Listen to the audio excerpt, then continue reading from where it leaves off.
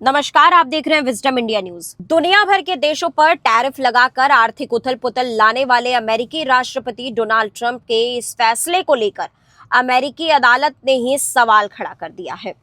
America की एक अदालत द्वारा टैरिफ को अवैध बताने के बाद ट्रंप ने अपने ताजा बयान में स्पष्ट किया कि कई देशों पर लगाए गए सभी तरह के टैरिफ यानी शुल्क प्रभावी रहेंगे। भले ही एक संघीय अपील अदालत ने यह फैसला सुनाया हो कि अमेरिकी राष्ट्रपति के पास इतने व्यापक टैरिफ लगाने का कोई कानूनी अधिकार नहीं है।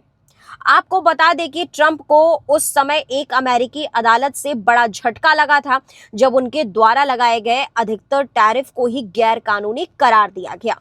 कोर्ट ने अपने आदेश में जोर देकर बोला कि उनके पास ऐसी कोई ताकत ही नहीं है जिससे वे इस तरह से टैरिफ लगा सकें।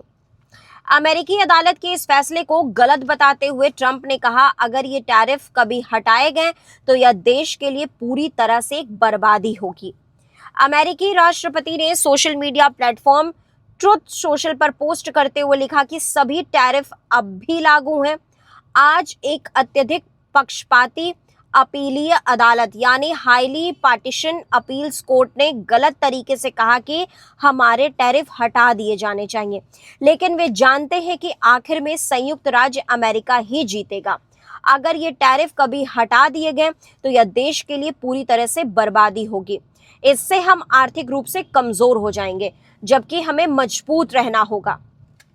वहीं ट्रंप का यह स्पष्टीकरण उस फैसले के बाद आया जब शुक्रवार को US court of appeals for the federal circuit ने यह कहा कि राष्ट्रपति के पास व्यापक टैरिफ लगाने और राष्ट्रीय आपातकाल घोषित करने के लिए कोई कानूनी अधिकार नहीं है।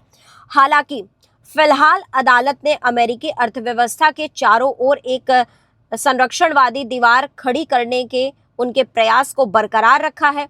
तो वहीं उन्होंने ये जानकारी अपने न्यूज एजेंसी एपी को दिया। ट्रंप प्रशासन ने 27 अगस्त से भारत के निर्यात पर 50% तक के भारी भरकम टैरिफ लगा दिए थे। वहीं बातचीत में उन्होंने बताया और एक रिपोर्ट के अनुसार 2024 तक अमेरिका भारत के कुल निर्यात का लगभग 18% हिस्सा रखता था, जो 2017 में 15% था और 2010 में वैश्विक वित्तीय संकट के दौर में सिर्फ 11% था। अमेरिका ने चीनी आयात पर भी 145 तक का रिटेलिएटरी टैरिफ लगाया है, जिसके जवाब में चीन ने 125% का काउंटर टैरिफ थोप दिया। हालांकि ट्रंप ने इस भेदभावपूर्ण टैरिफ नीति को कम करके दिखाने की कोशिश की और अगस्त मध्य में बातचीत में उन्होंने कहा कि उन्हें तुरंत चीन पर नए टैरिफ लगाने की जरूरत नहीं है, लेकिन 2 या 3 हफ्तों में इस पर फैसला ले सकते हैं। वहीं 2017 के बाद से चीन के अमेरिकी निर्यात में भी गिरावट आई।